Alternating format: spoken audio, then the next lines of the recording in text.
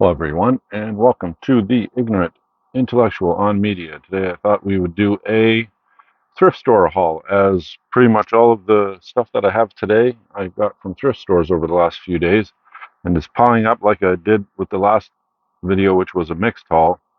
So I need to get it all off my desk and onto shelves where it all belongs. All right, so let's go through it and let's see how long this will take. It's a bunch of stuff, so a bunch of movies and a bunch of books. So, all right, first up is nice pocket hardcover of The Little Prince. This is one of the great children's novels written by Antoine de Saint-Exupéry.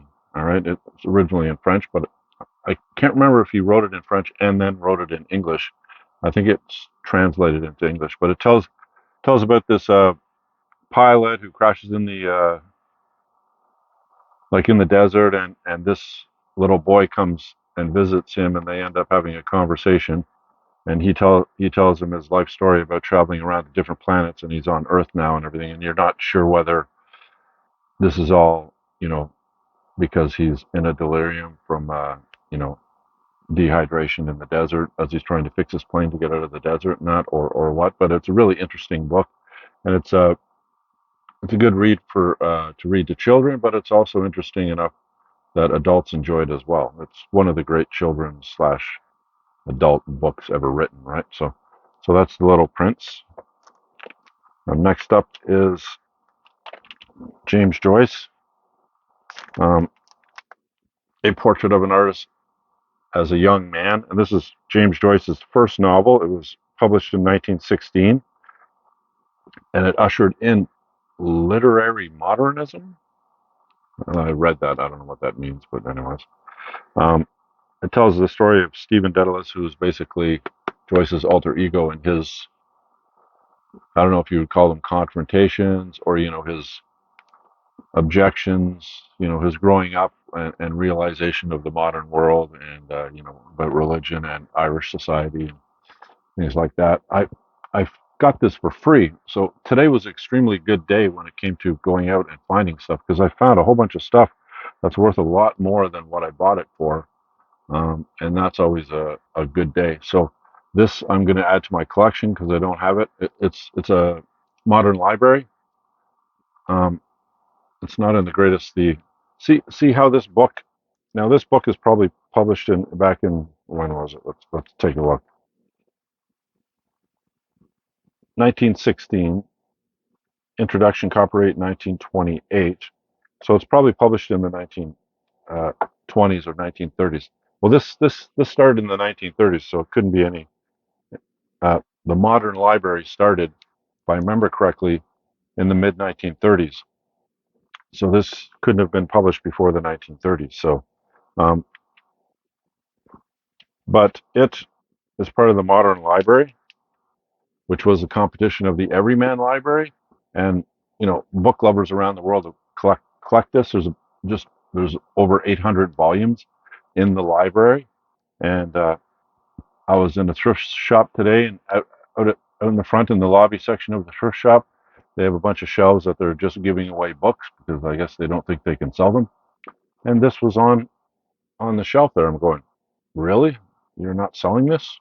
Cool. I'll get it for free, right? So I got this for free. So now I'm going to put it in a mylar wrap to protect what is the decaying of the dust jacket. All right, and it's cool because you can use the dust jackets to collect all the books because the dust jacket on the other side of the dust jacket it shows all the volumes in the library, right?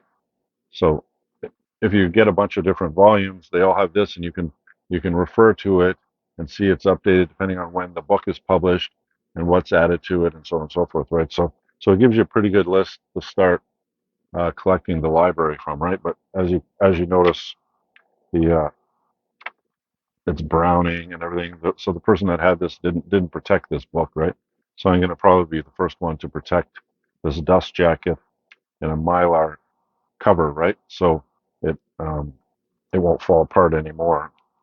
But it's already been drying out for the last 70 years, probably, right? 80 years. Um, but overall, it's still in pretty good condition. Basically, the modern library is the American equivalent of the Everyman Library, which purports to give the average man the ability to read good literature, philosophy, literature, history, science, all these different subjects that maybe you would read in a university, but this is for the everyman or for the average man. And the volumes were reasonably priced pretty low, so that almost pretty much everybody could afford them, right? So it basically brought the knowledge to the common man, right? So all right, so that's a portrait of the artist as a young man by James Joyce. Next up is a 1945 children's novel put up by Puffin Modern Classics. This is a good series of books, the Puffin Modern Classics. Um, this is Pippi Longstocking. Basically, you probably know who Pippi Longstocking is. And it's a Swedish novel translated into English. It's about a little girl, 9-year-old girl, whose mother died, and her father's out at sea, and everybody thinks that he's lost out at sea. So um, she spent a lot of time at sea. And anyways, she's an eccentric child, let's put it that way, and she has all these superpowers as well. So it's a fun read, and it's illustrated as well for kids. So it's a good book to read to your child, right? So Pippi Longstocking, all right, written by Astrid Lindgren, all right. So that's Pippi Longstocking. Now let's get into a bunch of videos, and then I have another bag of stuff that I got from a thrift store as well. So first up is a Blu-ray of the remake of I Spit on Your Grave. I have this in DVD, but I don't have it in Blu-ray. Um, the original is one of the best exploitation films of all time. So they decided to do a remake of it, which is basically it's a rape and revenge film. Basically, this woman goes you know into seclusion because she's going to write a novel or write some, do some writing, and she needs to be by herself, if I remember correctly. Yeah, to write her latest novel. But a group of guys see that she's there alone and decide to uh, kidnap and sexually assault her, and then she spends the rest of the movie killing them all one by one, right? So basically, your typical rape and revenge, right? So, all right, so now I can combine the DVD with the Blu-ray. All right, same thing with this one, which is 2010 film from Takeshi Miike, 13 Assassins. I have the DVD of this, but I don't have the Blu-ray, so I found the Blu-ray um, for like $3. So can't beat that. Still has its slipcover. All right. Um, so basically, this film takes place in the mid 1800s, and it's about 13 assassins. All right, um, who try to assassinate this wealthy gentleman who wants to join the shogunate and this powerful organization, and they don't want him in there because he's evil, so they want to kill him. So that's basically what this film is about. All right. So Miike is one of my favorite Japanese directors. He's prolific. He has lots and lots of films. So, um, but there's a few of them that are pretty either really out there or pretty funny. So um, investigate him. He's worth watching. All right. So that's 13 Assassins. Next up after that is one of the gems that I found. All right. And this is The Piano Teacher, filmed by Michael Haneke. All right. And it came out in 2001.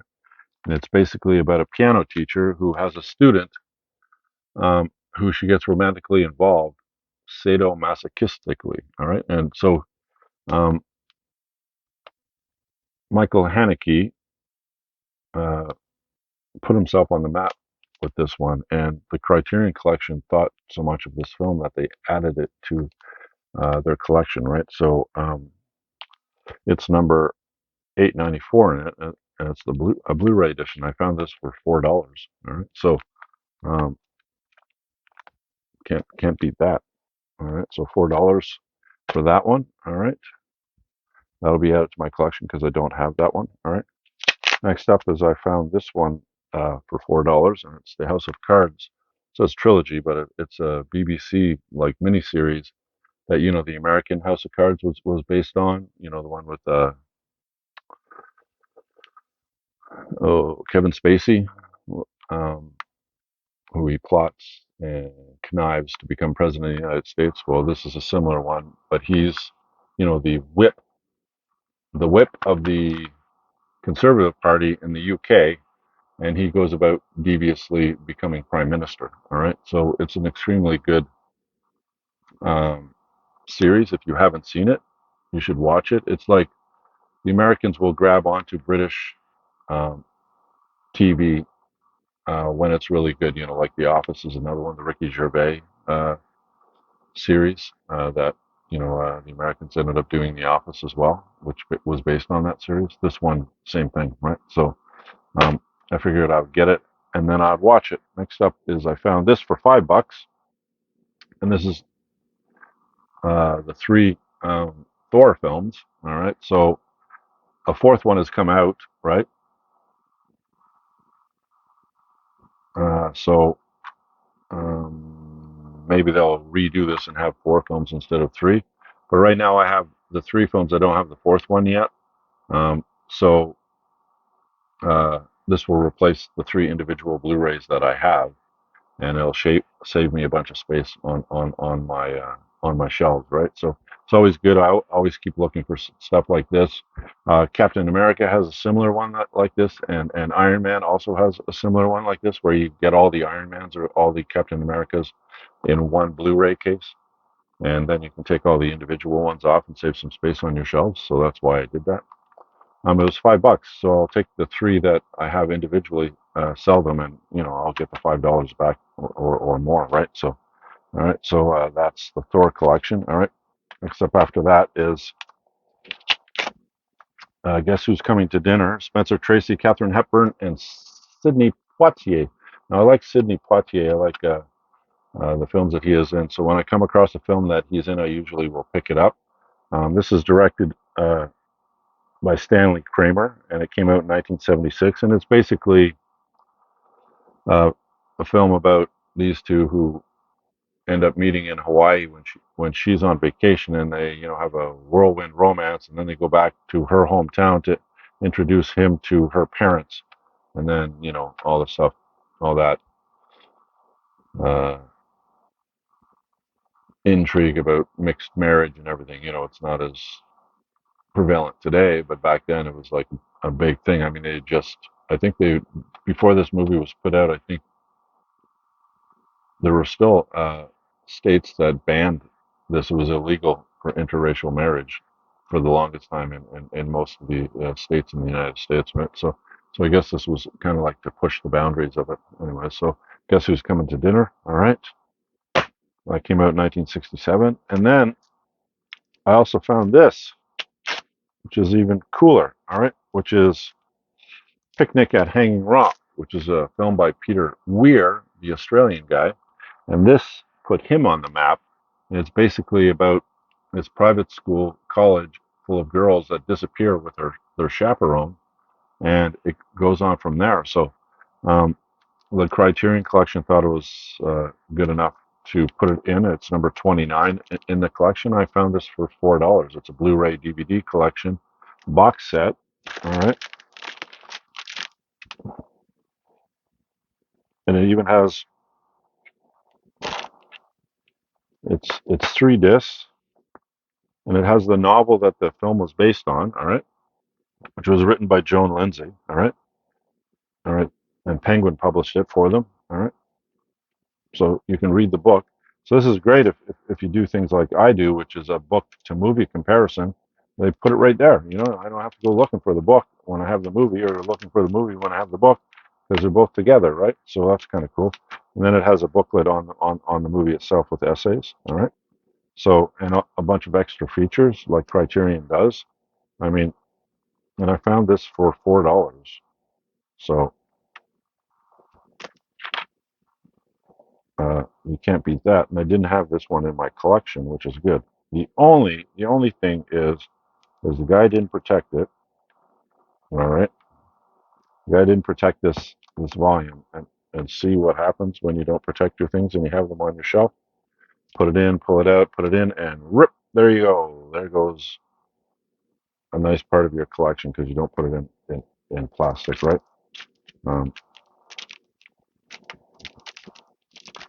you really want to resell something that's going to cost you money, all right? Just when it costs like a nickel for a plastic bag, and it wouldn't happen because it would protect it when it's going in and out, right? So anyway, so this like I'm going to watch this film and probably read the book as well, but I'll probably watch the film first, and I'll add that to my collection. All right, so for $4, I mean, come on.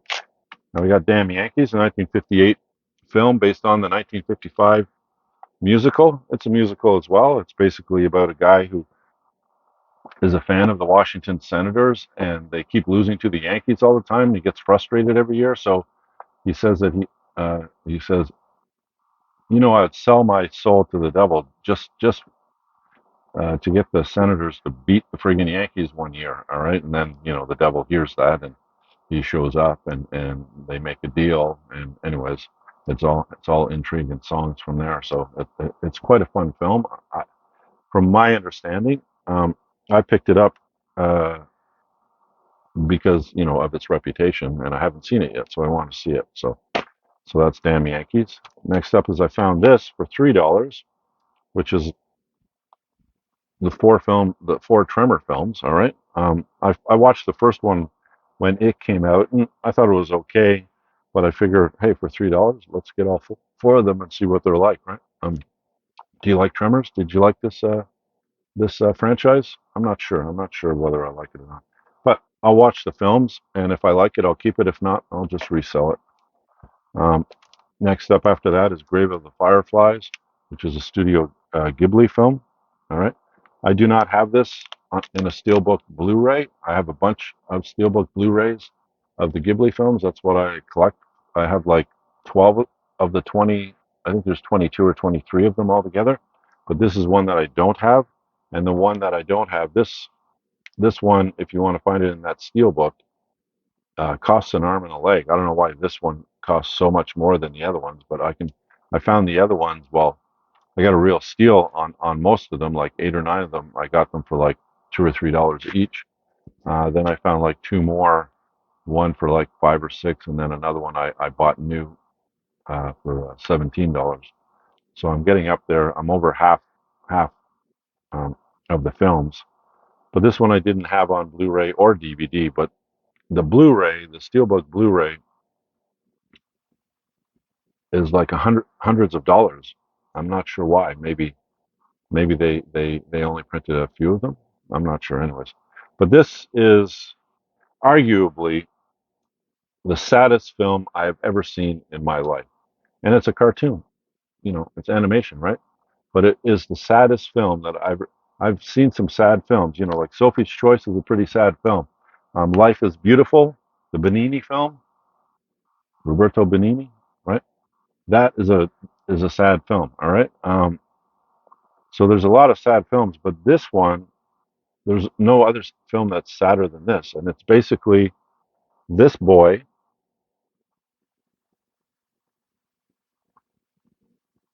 I can't even talk about it because I'm gonna get choked up, so I'm not gonna talk about it. But basically, it's this boy and his little brother after um, after the World War II, and them trying to survive. And it's the most depressing film I've ever seen in my life. I've watched it once, and I haven't watched it again because of it.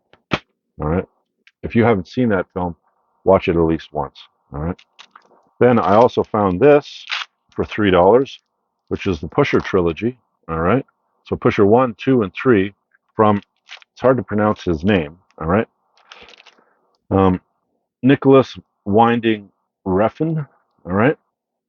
Um, Anyways, I picked this up because I really like Drive and I really like Bronson, that prison film, Bronson. And I really like Drive, which is probably his most known film. And so this trilogy for $3. So was it? Yeah, $3. Come on, that's a steal. It's ridiculous. I'm going to watch all three of these films for $3. That's awesome. All right. And next up after that is I found this for $3 as well. All right, and it's Salt. Are you a fan of Angelina Jolie? Do you like her action films? I like her action films. You know, they're not you know top greatest action films of all time, but I don't know why. I just like it's my wheelhouse. Female led action films. This one, Mr. and Mrs. Smith with Brad Pitt. The Tomb Raider films.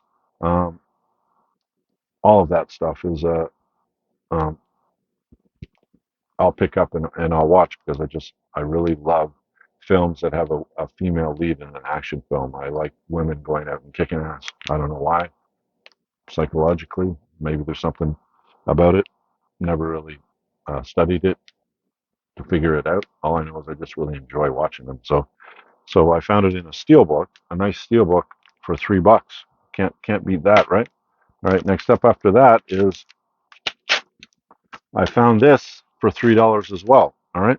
And this is Samurai 7, which is basically an anime, 26 episode anime, um, based on the Kurosawa film, Seven Samurai, but basically set in a future kind of world, right? So it's basically the bandits are kind of like souped up humans because they have, they're almost like cyborg like, and um, so these seven samurai protect this village from these bandits or whatever, which is basically the story of Seven Samurai, right? So Samurai 7 is basically uh, anime, um, but set more in the future rather than back in the samurai days. Um, and it's supposed to be extremely good. So when I saw it for $3, I picked it up. But the person who had it, again, see this? See how it's all bent out of shape? See damage to the corners, damage to the back, damage on the sides of all this box set, and all the person had to do is put it in a plastic bag, and it would be so much better protected. So you have the complete series, then you have the guidebooks, but all the guidebooks, I don't know what the guidebooks are for, but this is what they look like. All right. So here's one. It's just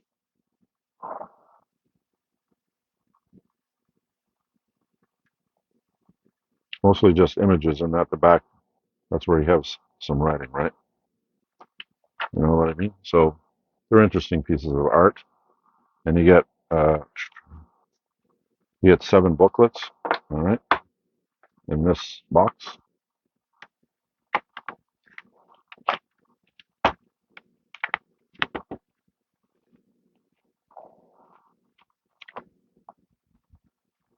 We'll put it back in, and it looks like that. And you take it and you put it in a plastic bag so that you don't destroy it. I checked all the discs. All the discs are good. It's just the package of it.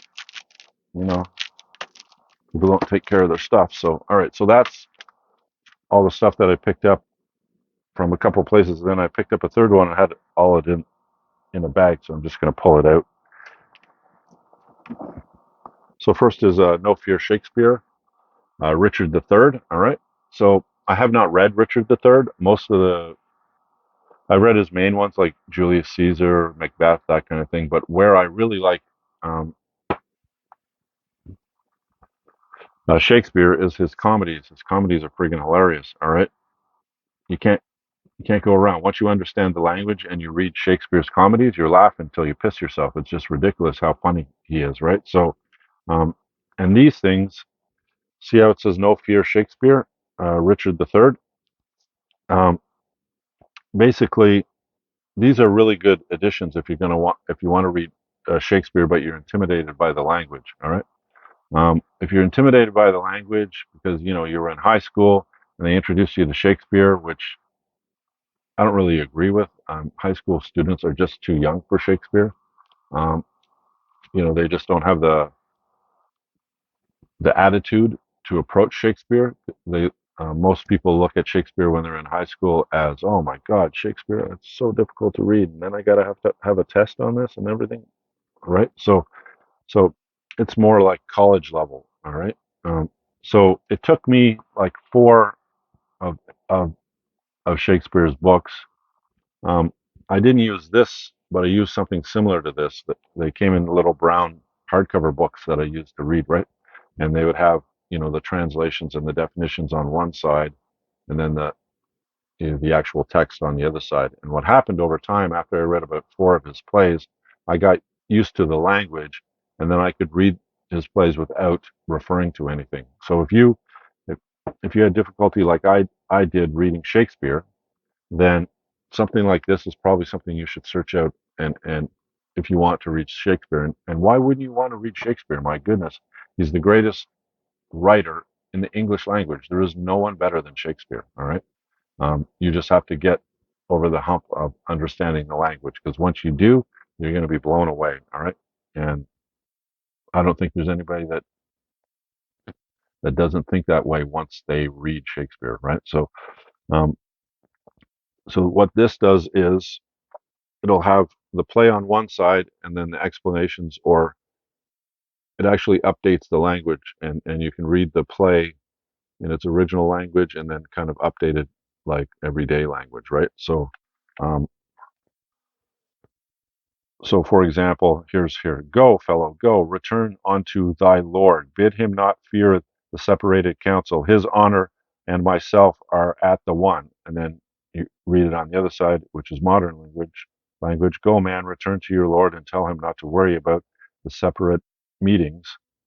While he and I are not one, my loyal servant Catesby will be at the other, so nothing will happen that he won't find out about. All right. So basically I didn't read these. I read like had the text on one side and then explanations for certain words, that are the modern version of the word or you know, the definition of the word in the use at that time in the late 1500s, early 1600s, right? What did this word mean? Did carriage mean what we think carriage means, or does it mean something else, right? So the different words they would give the definitions, and after a while, you kind of clued into the definitions of these words because you can tell how that word means that, but it's gone out of use in modern language and it means something else, right? So, um, for example, let's say the word novel, right?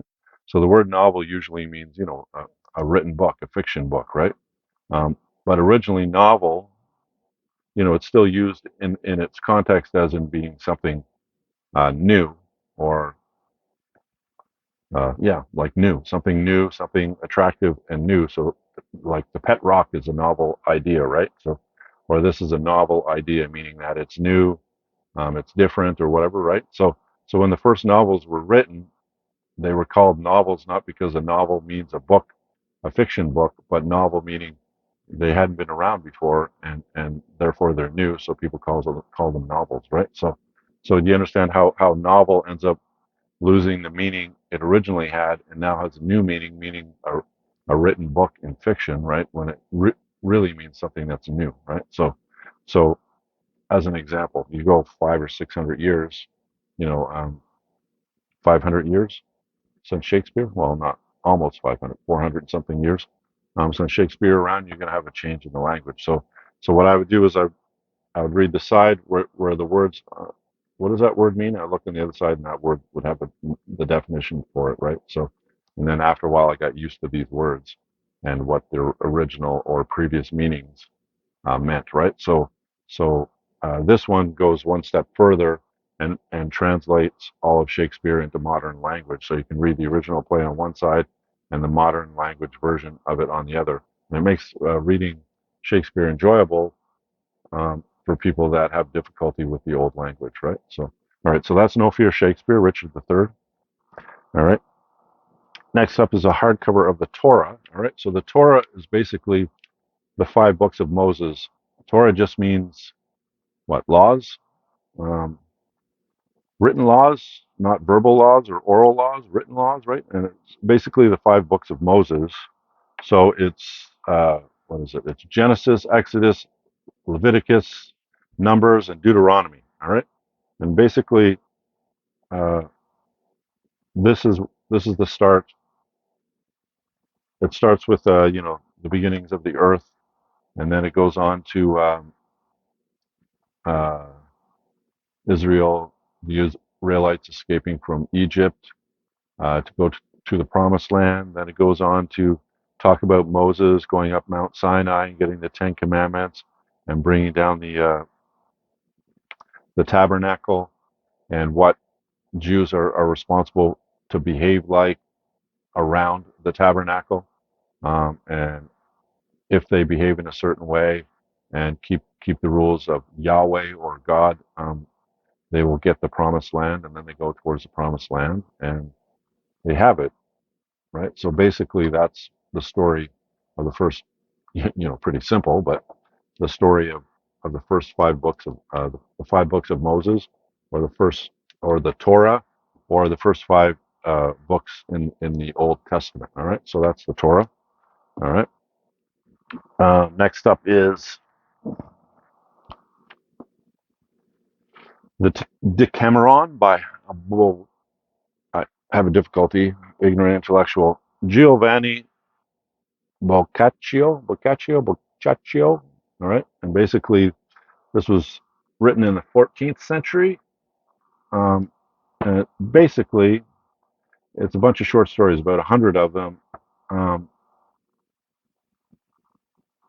told by a bunch of men and women who are hiding in a villa to escape the Black Death. And it's a whole bunch of stories on, it's some comedy, some morals, some life lessons, things like that, right? And it's one of the greatest books in the Italian language and one of the greatest Italian books of all time, right? So this is a Penguin Classic version of it, not the latest style of Penguin Classic, but the second latest style. But it's in such good condition that I decided to pick it up. All right, so that's the Decameron. All right. Next up, after that, is the Pierce Bronson collection of James Bond films. So it's 4 films. It's basically 4 films in one package. All right. It's Golden Eye, Tomorrow Never Dies, The World Is Not Enough, and Die Another Day. Basically, um, they put these out, these white cover box sets of each of the individual Bonds. So like Roger Moore has this, but there's 2 volumes to it. So does Sean Connery has 2 volumes of all of his films when he was James Bond. And then after putting them all out on DVD, they started putting them out on Blu-ray with Daniel Craig's um, first 3 films. I think it was the first 3 films. And then after that, they came out with a box set of all the films in Blu-ray in one box set. So you went about collecting all of these on DVD, and then the Craig one, on at least what I did, the Craig films on Blu-ray, to get all the James Bond films in as little space on this shelf as possible. You could go search out all the individual films, but how many are there? Like 20, 26 of them? I'm not sure, but there's a lot of them. All right, and so you're gonna have like shelf space of like this or more of all these DVDs or Blu-rays that you're collecting, right? To complete your collection of all of them. So this was cool when it came out because you could have one for all the Pierce Bronsons, 2 for Roger Moore, 2 for Sean Connery, 1 for Lazenby, is that his name? Do I sound stupid? Ignorant intellectual, and the other one, all the other James Bonds, right? So and you could have it at maybe a space like this big or whatever, right? So that's cool. So that's why I collected them, and I got most of them. This was the only one that I was missing, but I no longer need it really. So, um, but I found it, and I said, you got that collector's thing inside of you, and I still have all these. And I'm going, it's just missing that one. I'll get it, then I can put them all together and sell them all in one package, right? Um, so I got it, and this was $3. So. But this is what it looks like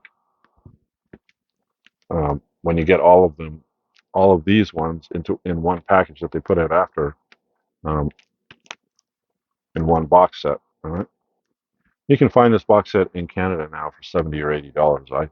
I spent 100 because I started collecting all these individual ones, and then I saw this at Walmart um, for like $120 or something. And then somebody was selling it for like 95 or something like that, secondhand. And I went, fuck it. I don't want to try to find all these James Bond films. Let's just get the one box set, and it takes up that much space on my shelf, and I don't have to collect any more James Bonds, or at least the early James Bonds. I have them all in one package, right? So that's what I did. Now I'm going to sell this and all the other ones, right? Okay, so that's Pierce Brosnan's James Bonds. Next up is a book called The Arabian Nights, or The 1001 Nights. Basically, it's about what's her name? Uh, Scheherazade. Scheherazade is married to what's his name? Shahyar. I think it's Shahyar. I wrote it down. Anyway, so how the story goes is she keeps telling him stories because he wants to kill her. So as long as she keeps telling him stories, um, he keeps her alive because he enjoys the you know the storytelling, right? So at least I think that's, if I remember correctly. I read the Richard Burton translation, a long time ago, like 30 years ago, but it was called A Thousand and One Nights, and then the Richard Burton translation translated into the Arabian Nights. And basically, this is where Disney um, got the Aladdin idea was from this, because it has Aladdin. All the early Sinbad films was from this, because the Tales of Sinbad is in this collection of stories.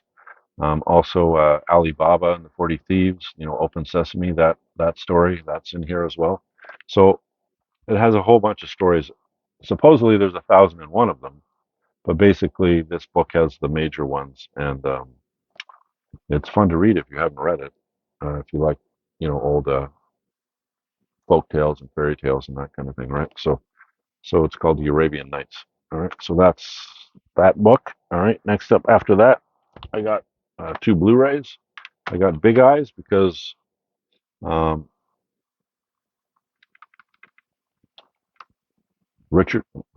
Tim Burton directed it, and it's basically about this person wanting to be a painter but having no talent. So he gloms onto her, and she has a talent, and people really enjoy her paintings with the people that have the oversized eyes, right? And so he takes credit for her paintings. And anyways, it goes on from there, right? Um, so it's supposed to be a pretty good film, but I haven't seen it. But since I collect um, Tim Burton, I picked it up. All right, and then also I picked up American Made. I've seen this film. This is a pretty good film. He plays like a pilot who ends up working for the CIA um, and a drug cartel, flying drugs across the border from Mexico into the United States, right? And he gets rich doing it, but you know how all that stuff ends, right? But anyway, so this is based on sorry, I got an itch here. This is based on a true story, and uh, Tom Cruise does a good job on it, and it's directed by, who directed this?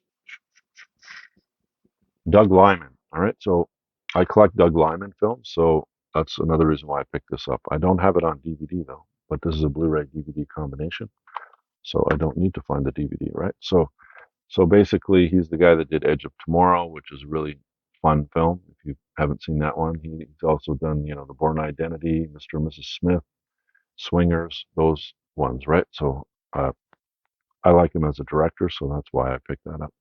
All right, so that's the two. And then we'll go back to books. I have The Idiot by Dostoevsky. All right. Um, I have not read this. I read Crime and Punishment, Notes from the Underground.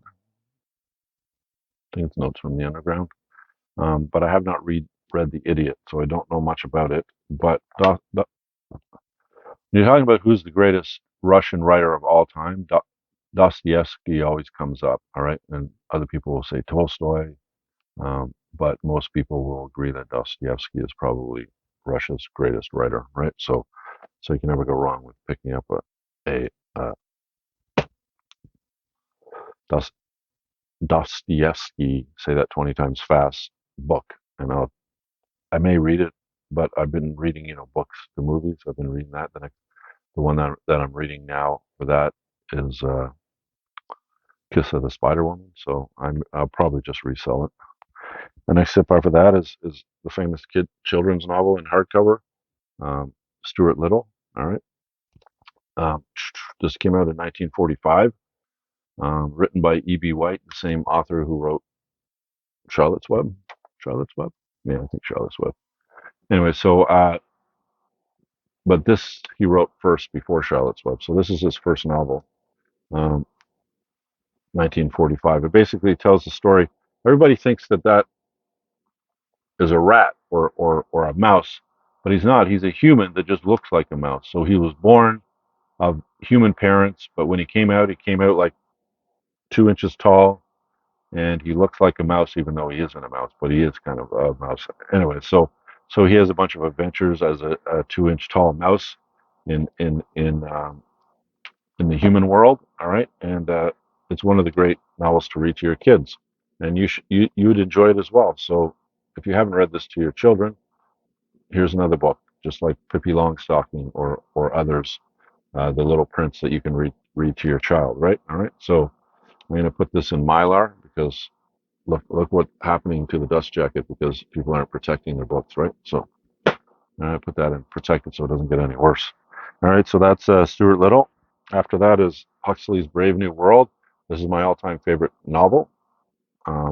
It's up there with 1984, but I think this is the greatest novel of all time and the greatest dystopian novel of all time. And basically, it's about eugenics. It talks about a futuristic city or society where people are bred into 5 stations in life. I think it's 5 stations in life, epsilons, and they all have a different name and they all have a different job in this society. And there's a savage who lives outside of the city that this is going on, and he goes inside the city. I think he's looking for his mother because he was cast out, but I think his mother was one of the people that lived inside.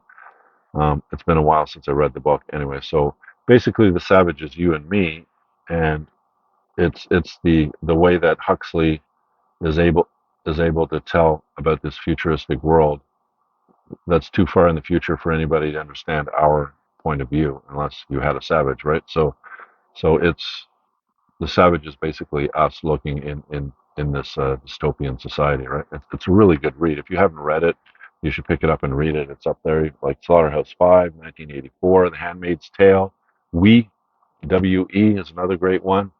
Fahrenheit 451. All these books are really, really fun to read. All the dystopian books, they're my favorite type of literature, right? So um, you should try it out if you haven't read it. All right, so that's Brave New World.